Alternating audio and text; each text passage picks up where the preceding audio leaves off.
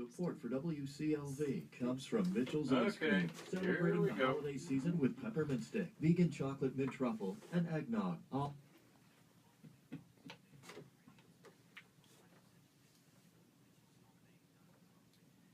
The Feast of St. Lucy is coming up on December 13th. You may not have known that. I didn't know that. But there is music for the Feast of St. Lucy being presented by Duo Mignarda Sunday afternoon at 4 at St. Alban Episcopal Church on Euclid Heights Boulevard in Cleveland Heights. Free concert. And Ron Andrico and Donna Stewart, Duo Mignarda, are here to talk about it. Welcome to both of you. Thank you very much. Good to see you again. I hope you're not snow encrusted or anything. Not at all. Not yet. Soon. Just a dusting. Yeah, that's true. That's true. Although the forecast, well, forget it. Yeah, we're not thinking about Yeah, let's not. St. Lucy. Who wants to tell us about St. Lucy? Ron. Well, St. Lucy of Syracuse, I think lived circa 264 AD. Well done. A very tragic story, as all of the martyrs Yeah, are. this is a martyred saint, okay. But, she is the patron saint of the blind, and because of some aspect of her sainthood that had to do with her eyes, we won't describe the gory details. But her feast day comes at midwinter, really, or the longest night of the year, which is really an important tradition in a lot of different sort of European festivities. For the Swedish, it's the midwinter festival. For of course, the Italians claim Santa Lucia, and as they do all the other saints. And it's I suppose it's close to Hanukkah as well. It's the same as the Festival of Lights, but it's close to the longest day of the year, longest night of the year rather. So we planned this program around St. Lucy, and we have done for 4 previous seasons, not consecutively, a concert in honor of St. Lucy. And there is, in fact, music written for St. Lucy. One is on our new CD. Flash it for the Facebook Live audience. They're over there. This is our new CD, Okay. Mysterium. We are doing this on Facebook Live. And it has one motet and a Gregorian chant that has to do with St. Lucy, Into Paciencia. And we have kind of a reputation for specializing in sacred music, which I suppose we don't deny that we do. We love sacred music. We do lots of it, but we do other music as well. And oddly enough, we're choosing to do, for this festival of St. Lucy, no sacred music. It's all secular. Wow. Almost all. Almost. We're doing all music of John Dowland that has to do with darkness and light and tears and weeping and eyes. And of course, Dowland was really kind of the king of melancholy, the king of the blues from Elizabethan England.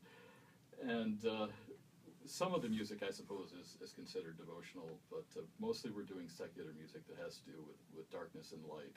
So St. Lucy lived in a world of darkness, Very you know, likely. and so is that part of the appeal to this cult of melancholy in Dowland's time?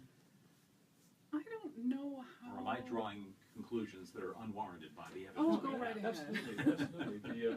There was, of course, Catholicism at that time was sort of a touchy subject.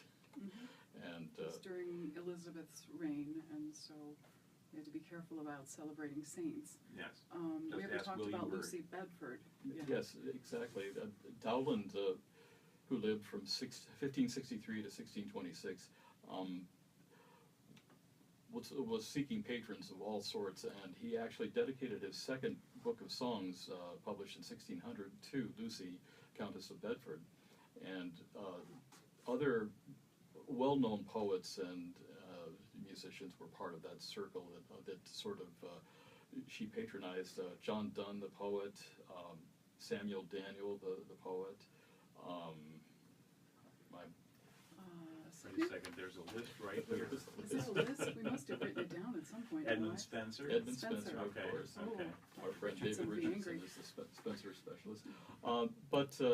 So at that time, the cult of Elizabethan melancholy was sort of a big deal. Robert Burton, I don't want to say Richard Burton. Robert Burton was the author of An Anatomy of Melancholy, which was published around that time, and it described all the different sorts of melancholy. And it was a sort of a big deal. It was beyond fad. Mm-hmm. It was sort of a way of life for a lot of people. So Lucy, the Countess of Bedford, had about her a lot of people who sort of participated in that cult of melancholy and fed the mystique. And so a lot of the first 4 songs in Dowland's book from 1600 have to do with sort of a dialogue between 2 different people. I saw my lady weep, flow my tears, and sorrow stay. There's another in between. So it's sort of a drama of sorts, sort of like mask music, I suppose. Mm-hmm. It's rarely performed that way. And we have in the past, in the last, 4 times that we have done a St. Lucie concert, we have always begun with a sacred section. At the beginning of the concert, we'll do Gregorian chant and polyphony proper to the Feast of St. Lucie.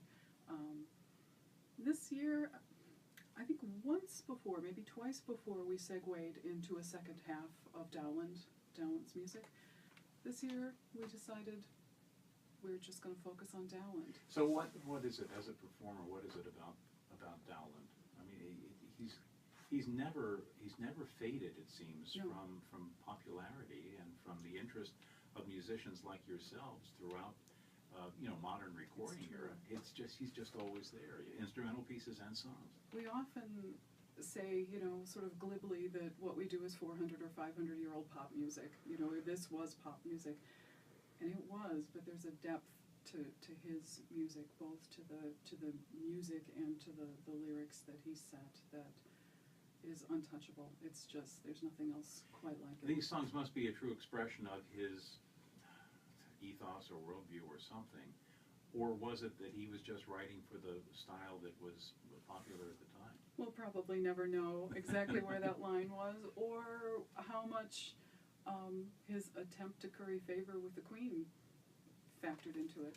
He was a political creature, and he didn't get what he wanted, but he kept trying really hard. Well, his biographer, Diana Poulton, read quite a bit into that, and Yeah, she thought that he must have suffered, personal anxiety and depression because of all the music. But contemporary records say that, he was a cheerful man. So, Yes, isn't that funny? So what do we know? We can only guess. But the music is wonderful, and he was a consummate songwriter. He has written some of the most enduring songs from that period, like In Darkness Let Me Dwell. It's a massive song. Part of the reason I think we sort of decided late in the game that we were going to focus entirely on Dowland for this particular concert was that we've invited Melina Rauschenfels to join us again for this concert from Burning River Baroque. Everyone at WCLV knows her, and she was so enthusiastic about the idea of doing Dowland. And we, of course, have put out an album of Dowland with another couple of instrumentalist friends of ours from Ithaca. We had a really good time at our first rehearsal, and I think sometime shortly after that first get-together, we thought, well, we've kind of done all the polyphony that is proper to that feast. Maybe we could just focus on this. So we're very lucky to get to collaborate again so soon. We're talking with Duo Mignarda, the musicians Andrico and Donna Stewart, giving their concert this Sunday afternoon at 4 at the St. Alban Episcopal Church in Cleveland Heights. Do the scores exist for the 3 performers to do this, or did you guys have to? Oh, really? In fact, Dowland published the first songs with obligato instruments in the English language. So, and we're doing some of those from his 1612 book, Pilgrim's Solace. It's fantastic. It's actually really kind of fun because I don't have to do all this arranging. I was just going to say, Just this is one of the few once. programs where Ron doesn't have to work overtime. That's great. Just pick up the lute and play it. But of course, Dowland is a demanding Yeah. composer. His Yeah. work with the lute is kind of demanding, but at least it's idiomatic. Mm-hmm. And it's always a kick as a singer, I'm sorry, it's Was- always a kick as a singer to be able to sing with a bowed instrument as well. I'm so Mhm. used to singing with a plucked instrument, and I'm responsible for pulling all those lines. Oh, yeah, And when right. Melina is playing, Sure. it's wonderful to have that interplay. Yes, It's really yes, fun. that's terrific. And can you get him to play legato? I guess you just can't. He plays more legato than any other lute player I've ever heard of. Okay. It's a lot of work. It's not accidental. We'll get him a bow eventually. So, what's next for you guys after the St. Lucie program? We're taking a breather for the season and kind of collecting our wits. We've been hard at work getting our Christmas CD, Mania Mysterium out, and it's time to sort of take a break from that. It's an insane amount of work to get a CD out and distributed to all the different digital distributors, and we've published a book of scores with music as well. He said, holding it up for It has- Facebook Live. It has all of the music on the CD in order and transcribed for keyboard as well as for lute, and so we're trying to make this music available to a wider audience because it really is wonderful to take a 4- and 5-part polyphony and to play it on with a single voice and one instrument. This is Ron's edition number 13, but it's the first time he's done exactly what is on a CD, and it's been requested quite a bit. So we thought we would try it with a Christmas album because people like to do Christmas music with their friends. Well, good for you. That's a great idea. As a guy who back in the day used to play recorder music, Oh, great. and we do a little You could Christmas. read from it. Yes, that's great. Well, good luck Sunday afternoon at Thank you. 4 Thank you. at St. Albans Church. Music for the Feast of St. Lucie with duo Mignarda and Melina Rauschenfels viola da gamba. Sunday afternoon for a free will offering, and there's free off-street parking as well. Good luck, guys. Thank you. Thanks very much. 5:25 on the Drive Time Show. We will have music by Beethoven coming up.